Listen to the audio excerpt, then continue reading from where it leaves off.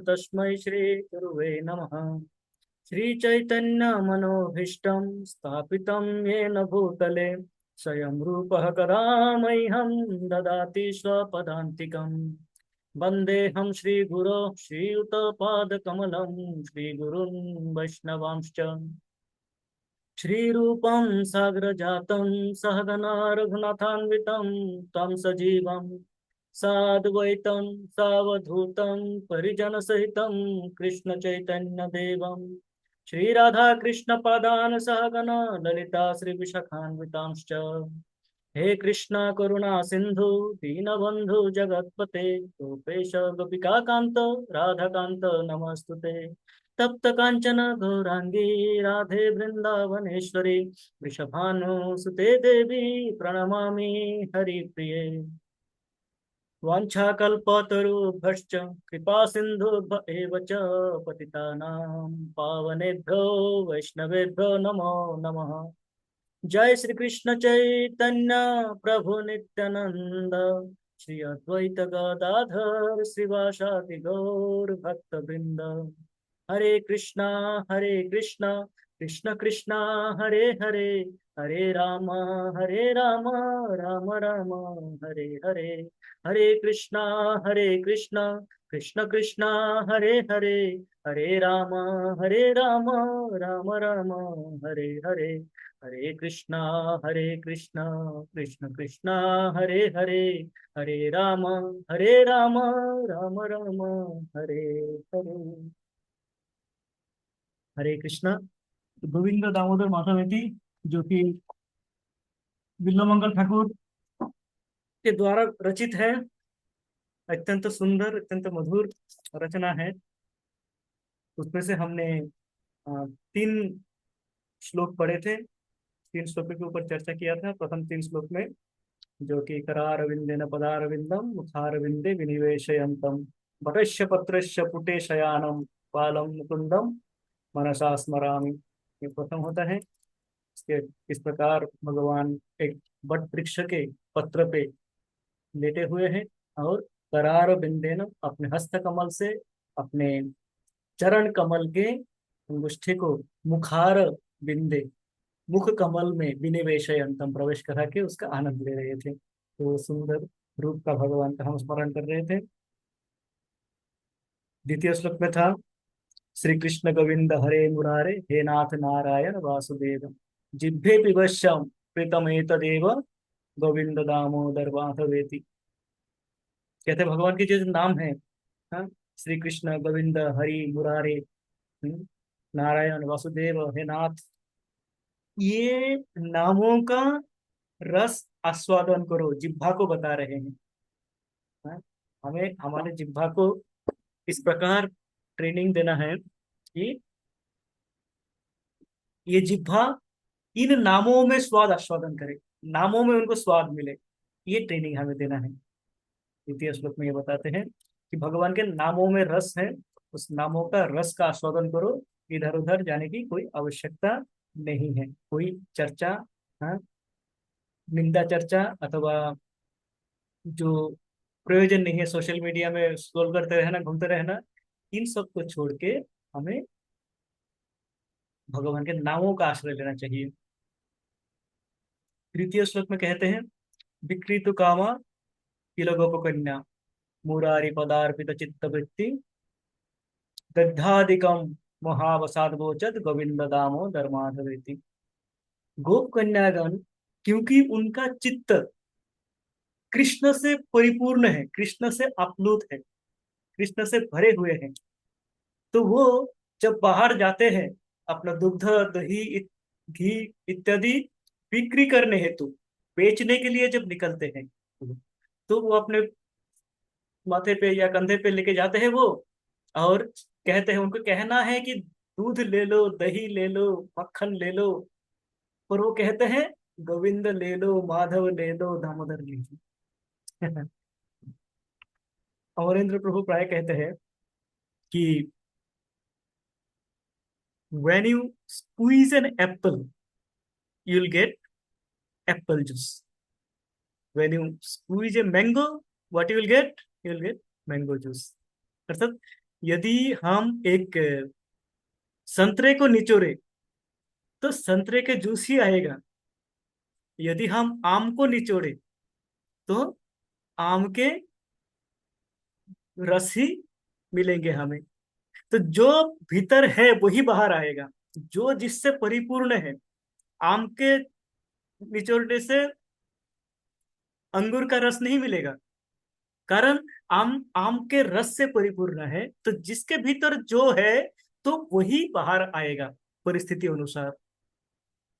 क्योंकि गोपियों का चित्त कृष्ण से परिपूर्ण है, तो यद्यपि उनको कहना था कि दही ले लो मक्खन ले लो, भावावेश में मोहावसात, भावावेश में वो क्या करते हैं, गोविंद ले लो, दामोदर ले लो, माधव ले लो। तो हमारा चित्त को हमें कृष्ण से इस प्रकार परिपूर्ण करना है कि कुछ भी आए, कुछ भी टॉपिक हो, हमें कृष्ण दिखाई दे।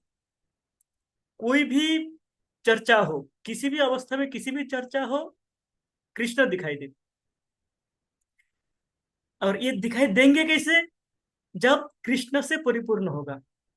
जब सोशल मीडिया से, व्हाट्सएप से, न्यूज से, म्यूजिक, हिंदी म्यूजिक से परिपूर्ण करेंगे तो वही निकलता है बाहर। मेरा चित्त परिपूर्ण है हिंदी म्यूजिक से। हिंदी गाने इतने सुनते थे, इतने मूवीज देखते थे, तो कुछ भी सिचुएशन आता है तो हिंदी मूवी आ जाते हैं। दोष किसका है? मेरा है, क्योंकि भीतर जो है वो बाहर आएगा। यदि मैं इसको कृष्ण के नाम से, कृष्ण के रूप से, कृष्ण के लीला गुण इत्यादियों से परिपूर्ण करूं तो कृष्ण ही बाहर आएंगे किसी भी परिस्थिति में। जैसे हमारे आचार्य गणों का आता है, कुछ भी देखता है, कुछ भी देखता है वो कृष्ण देखता है उसमें। किसी भी अवस्था में कृष्ण देखते हैं। कृष्ण कहते हैं, मुख से कृष्ण कहते हैं तो उनको कृष्ण नाचते हुए दिखते हैं अपने मुख पे। मानो कि हजारों मुख हो मेरा, मैं जब कृष्ण का नाम लेता हूँ कृष्ण आगे नाचता है, तो मुझे लगता है कि हजारों मुख जाए मेरा, और मैं उन हजारों मुखों में कृष्ण को नाचते हुए देखूं। इस प्रकार अवस्था में आना है बिल्वा मंगल ठाकुर का। ये कहना है कि उस प्रकार अवस्था में आना है। तो हम चतुर्थ श्लोक में देखते हैं। तो हम यहाँ तक चर्चा कर चुके थे, इससे पहले जस्ट एक रिकैप किया। चतुर्थ श्लोक में कहते हैं,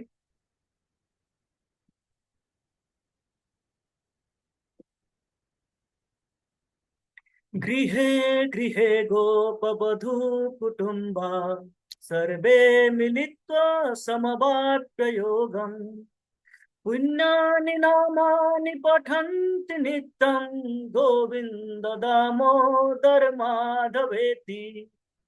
ये तृतीय श्लोक का कंटिन्यूएशन कैसे है कि, क्योंकि तृतीय श्लोक में बताया है कि गोपियों का जो चित्त है वो कृष्ण से आप्लुत थे।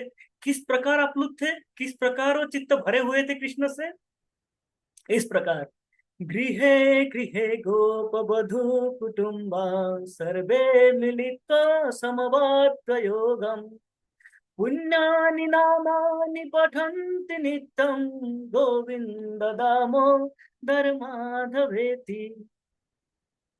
गृह गृह उनके घर घर में, प्रत्येक गोपियों के घरों में क्या होता है, हर एक के घर में क्या होता है, वधु कुटुम्बा, जो गृह वधुएं हैं, जो गोपियां हैं, गोपिकाएं हैं, गोपी माताएं हैं, उनके पुत्र है, उनके पुत्रियां हैं, उनके अन्य अन्य सगे संबंधियां हैं, वो सब क्या करते हैं, सर्वे मिलित समवाप्य योगम, सभी एकत्रित होके एक साथ में स्तुति करते हैं। क्या स्तुति करते हैं? पुण्यानि नामानि पठन्ति नित्यम। यही करना है हमें। पुण्यानि नामानि पठन्ति नित्यम। भगवान के नामानि, अनेकों नाम है, अनेकों असंख्य नाम है, उन नामों का पठन्ति, उनका नामों का पठन करना है, बोलना है, सुनना है। उन नामों का उच्चारण होते हैं प्रत्येक दिन नित्यम उन गोपिकाओं के घर में। तो जो what goes in that comes out, जो भी जाएगा वही बाहर आएगा। जो हमारा एक सॉफ्टवेयर में आता है GIGO principle, garbage in garbage out. जो कचरा जाएगा वो कचरा बाहर निकलेगा। यदि हमने मधु अंदर किया तो मधु बाहर निकलेगा। हम्म। तो कृष्ण के नाम यदि अंदर जाएगा तो कृष्ण के नाम बाहर आएंगे। तो कृष्ण के नाम तभी बाहर आएंगे जब कृष्ण के नाम नित्यम प्रतिदिन, जब हम उसको अपने भीतर लेते रहेंगे। हम्म। जब इस प्रकार नाम अंदर जाते रहेंगे तो नाम से परिपूर्ण होंगे। एक समय आएगा जब नाम से परिपूर्ण होगा, कृष्ण से परिपूर्ण होंगे, तब किसी अवस्था में भी कृष्ण के नाम ही आएंगे। हम्म। जैसे मुकुंदमाला स्तोत्र में अत्यंत सुंदर कहते हैं, अ, भवजलधिमगाधम दुस्तरम निस्तरेयम कथमहि चेतुमास्म गातातरत्वम सरसिज दृश्य देवे तारकी भक्ति रेखा नरक विधि निषन्ना तारयिष्यद अवश्यम। मुकुंदमाला सूत्र में महाराज कुलशेखर कहते हैं, भव जलधि अगाधम दुस्तरम निस्तरेयम। ये सागर है, भव संसार, ये जो हम संसार में फंसे हुए हैं, ये अत्यंत दुस्तर है, उस अगाध है। इस ये कितना गंभीर है ये हमें पता ही नहीं। हम गोते लगा के नीचे जाते रहेंगे पर उसका तल नहीं मिलेगा, उसका बॉटम नहीं मिलेगा कहाँ पे है। इतना गंभीर है ये, उसको पार करना दुस्तर है, पार नहीं करा जा सकता है, इतना दुस्तर है, इतना गंभीर है और इतना दूर है। तो वो कह रहा है कथम इति चेतो मास्म गा कातरत्तम। कहते कि हे मेरे मन, इसको कैसे पार करूं, ये चिंता का विषय है, पर तुम चिंता मत करो। कह रहे हैं, महाराज कुलशेखर कह रहे हैं कि मेरे मन, इसको किस प्रकार, ये अत्यंत गंभीर है और अत्यंत दुस्तर है पार करना, कठिन है पार करना। समुद्र में लहरें आते रहते हैं, हंगर है, अन्य जीवे है, समुद्र में मानो पार करना है तैर के, तो क्या होगा, हम थोड़ा देर जाके ही या तो डूब जाएंगे, या हमें समुद्र के लहरें डुबा लेंगे, या कोई बड़ी मछली आ जाएंगे खा जाएंगे, शार्क आ जाएंगे, कुछ आ जाएंगे हमें खा जाएंगे। हैं। अत्यंत कठिन है उसको पार करना। हम हमारे शक्ति के द्वारा, अपने शक्ति के द्वारा उसको पार नहीं कर सकते। हमें कुछ और चाहिए, कुछ हमें उसका एक मान लीजिए जहाज चाहिए, कोई शिप चाहिए, बड़ा सा शिप हो जो मुझे पार करके लेके जाए, पार करने का। तो कहते कि मन तुम चिंता मत करो, ये दूर दुस्तर तो है, पार करना कठिन है, पर कैसे पार करूं इसके लिए तुम चिंतित मत हो, इसके लिए तुम मत रहो, दुखी मत हो तुम। है, क्या करना है, तो मन कहते थे क्या करूं, कैसे पार हूं। है, सरसिज दृषि देवे तारकी भक्ति रेखा। सरसिज दृषि, अत्यंत सुंदर नाम बोलते हैं भगवान का। सरसिज दृषि, सरसिज अर्थात जो जल में उत्पन्न होते हैं, अर्थात कमल।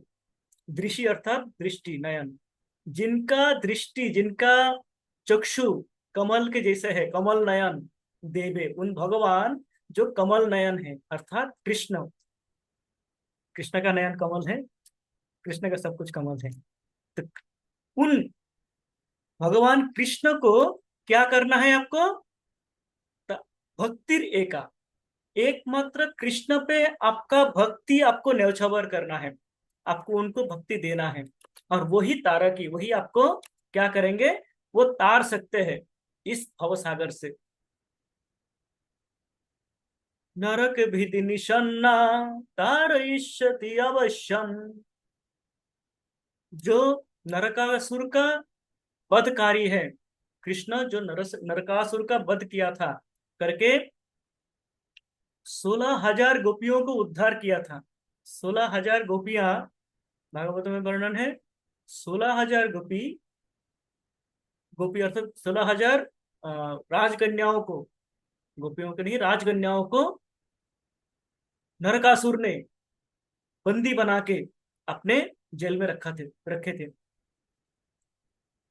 उनको कौन उद्धार किया, एक बार में कृष्ण जाके उद्धार किया उन 16,000 कन्याओं को, और प्रत्येक से विवाह किया। इसलिए 16,108 पत्नियां हैं। कभी कभी हम सोचते हैं कृष्ण का 16,108 पत्नी, इतना क्यों, कैसे? कृष्ण उन सब का उद्धार किए। उन उन सब ने कृष्ण की ही चाहा था, कृष्ण के ही पुकारे थे, और सबको कृष्ण ने विवाह किए। इस प्रकार कहते हैं कि जिस प्रकार उन कन्याओं को उद्धार किए थे, उस प्रकार ये कृष्ण, तुम केवल मात्र कृष्ण पे, एकमात्र कृष्ण पे भक्ति अर्पण करो, अपना भक्ति कृष्ण पे अर्पण करो। ये भगवान आएंगे, आके आपको अवश्य ही उद्धार करेंगे। तारयशमी तारयशी अवश्य ही, अवश्य ही आएंगे और आपको उद्धार करेंगे, उद्धार करके यहां से मुक्त करके लेके जाएंगे।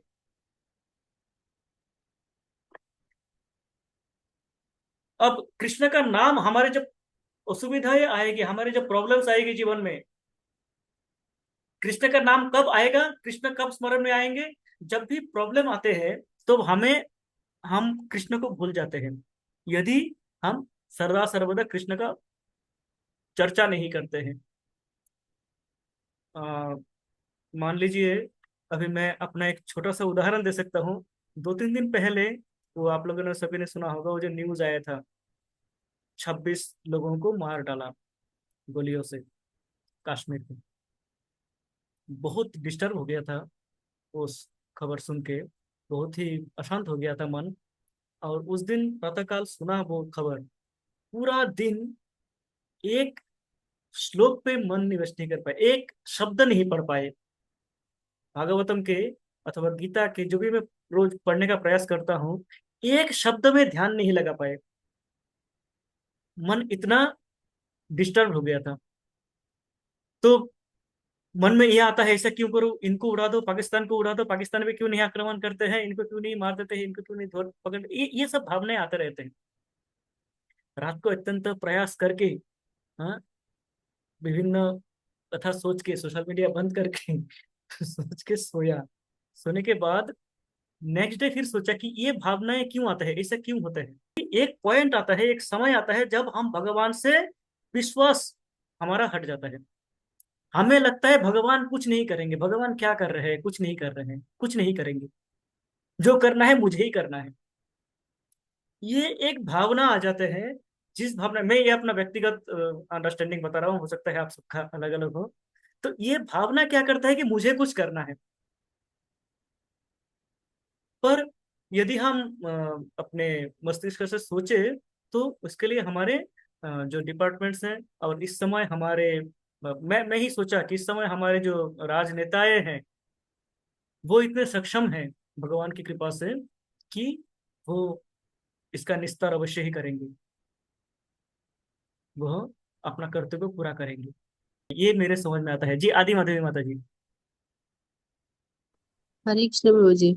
प्रभु जी, मुझे एग्जैक्टली याद नहीं आ रहा है, बट शायद मैंने कहीं सुना है, प्रभुपाद जी भी बोल रहे थे कि जिस चीज के लिए हम प्रयास करते हैं, सपोज किसी चीज के लिए परेशान हो रहे हैं या किसी को देख के परेशान हो रहे हैं या कुछ, तो मैंने ऐसा सुना है, एग्जैक्टली याद नहीं आ रहा है, मैं कोट नहीं कर पा रही हूँ, कि उन्होंने बोला कि पहले प्रयास करो, अगर नहीं होता है तो वहां से हट जाना चाहिए हमें, क्योंकि होगा ही नहीं, फिर हमारे अब जो है हमारे हाथ में हमें वो करना चाहिए, जो हमारे हाथ में ही नहीं है तो वहां से हट जाना चाहिए।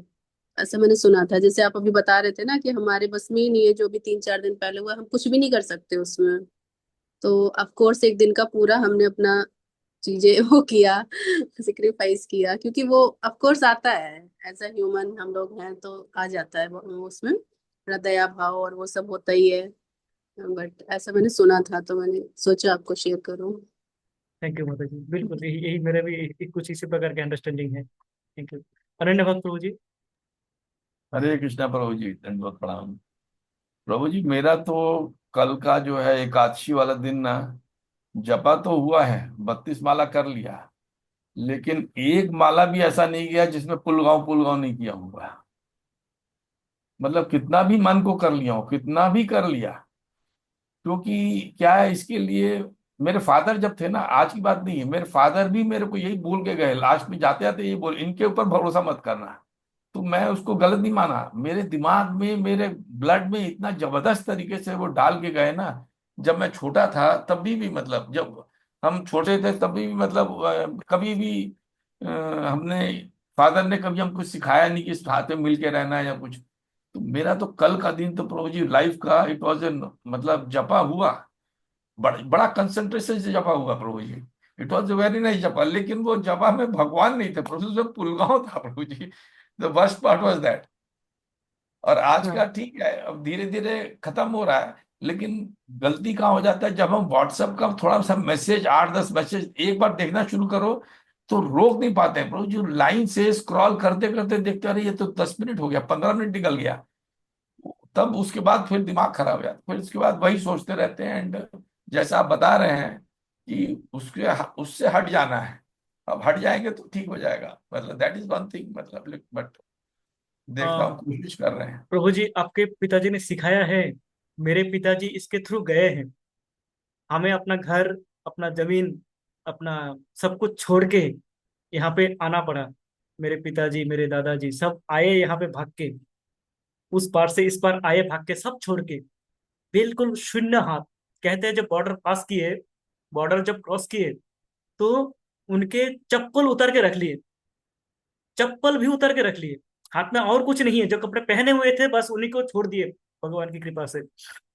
वो पैदल आए पार करके, पैदल 15 मिनट, 15 किलोमीटर बॉर्डर पार करके आए, फिर जाके कहीं पे कुछ शेल्टर मिला। हम्म। तो एकदम माइनस से शुरू किए, जीरो से भी नहीं, माइनस से शुरू किए इन लोगों ने। क्यों? इनके वजह से। अब क्या होता है कि यही यही कारण है, मैं डिस्टर्ब होने का कारण यही है, क्योंकि मुझे तत्क्षणात वही आ जाता है कि इन लोगों के कारण ये देश विभाग क्यों हुआ। देश विभाजन हुआ धर्म के आधार पे। धर्म के आधार पे तुमने दो देश ले लिए, इसके बाद भी तुम इस देश को छोड़ नहीं रहे हो। फिर भी तुम उत्पात इस देश को मचा रहे हो।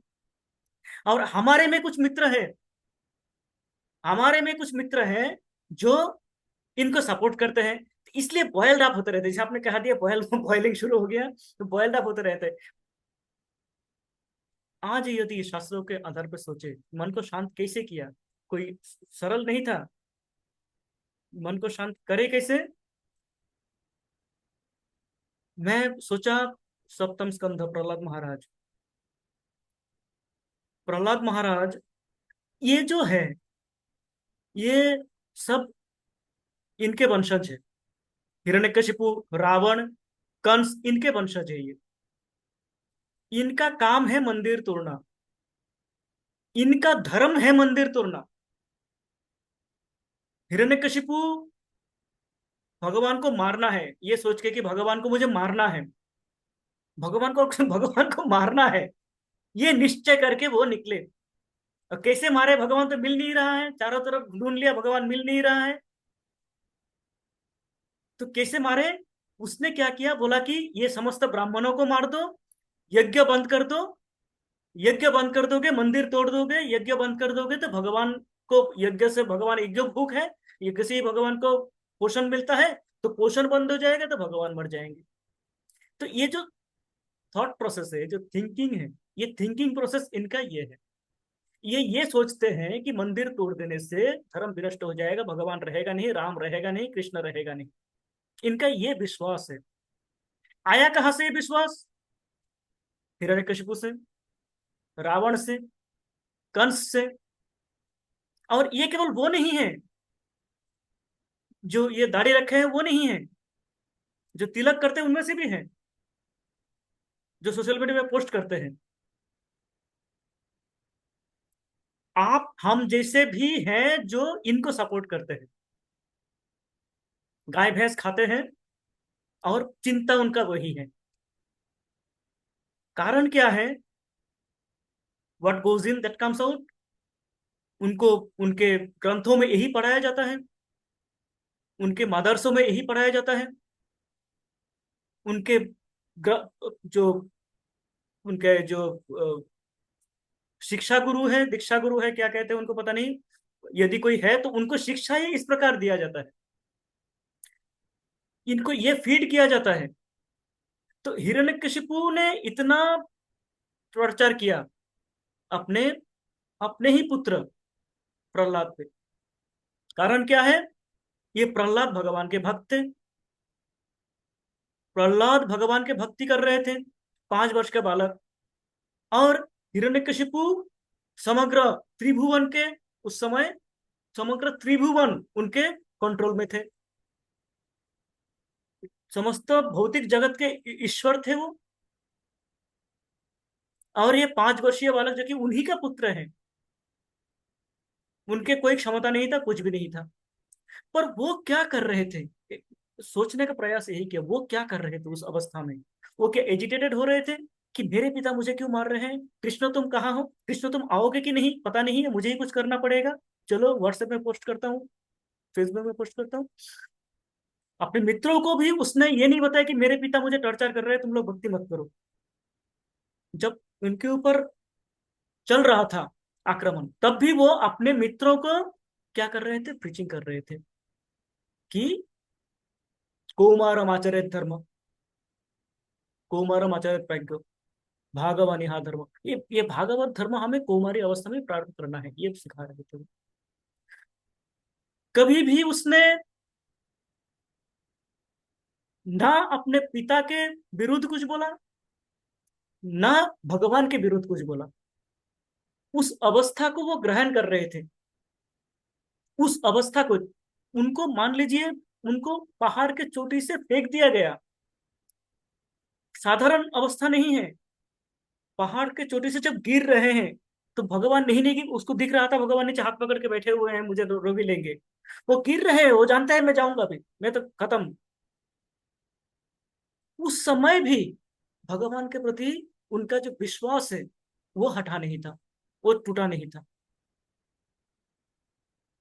और नीचे गिरने से पहले भगवान का हाथ आ गया था। तो भगवान का हाथ किस रूप में, किस अवस्था में, कब आएंगे वो हमें पता नहीं है। तो हम, क्योंकि सही बताया आपने, हम बद्ध जीव हैं, हम बद्धावस्था में, हम क्योंकि इंसान है, मनुष्य है, हम इसको, और और मेरे जैसे जो, जिनके पिछले पीढ़ी ही इससे गुजर के आए हैं, इस भेदभाव का शिकार हमने जन्म से ही देखे हैं कि हमें किस कष्टों से, हमारे दादाजी, हमारे पिताजी, इनको किन कष्टों से जाना पड़ा, किस अवस्था में थे और किस अवस्था में आके यहाँ पे शून्य हो गए थे, और कैसे उन्होंने पुनः अपने पांव पे खड़े हुए। तो वो सोचता हूँ तो वो फिर अपना मन कंट्रोल नहीं रहता है। पर सोल्यूशन नहीं है अपने। जैसे ये सब स्थितियां आते हैं, मुझे लगता है कि हमारी जो भगवान के प्रति भक्ति, ये भक्ति बढ़ाना है, भक्ति को बढ़ा देना है, भक्ति की मात्रा को बढ़ा देना है, नाम जप की मात्रा को बढ़ा देना है। एक दिन तो निकल गया, कंट्रोल नहीं कर पाया, अगले दिन से प्रयास करना है। एक दिन में एक कुछ, आपने तो बताया, जब मैं कुछ भी नहीं कर पाया, मैं एक शब्द भागवत गीता, एक शब्द भागवतम, एक शब्द कोई श्लोक में कुछ भी नहीं कर पाया, कुछ भी नहीं। म- मन उसी में जा रहा था। मेरे जो वो दृश्य जो मेरे पिताजी मुझे बताते थे, जिस अवस्था में वो लोग आए, मेरे दादाजी ठाकुर, मेरे जो नाना नानियां बताते थे, उन सब बातों को आ रहा था। और आ रहा था ये दृश्य जो अभी चल रहा है। फिर विभिन्न, तो ये परेशानियां रहेंगे, पर करना क्या है।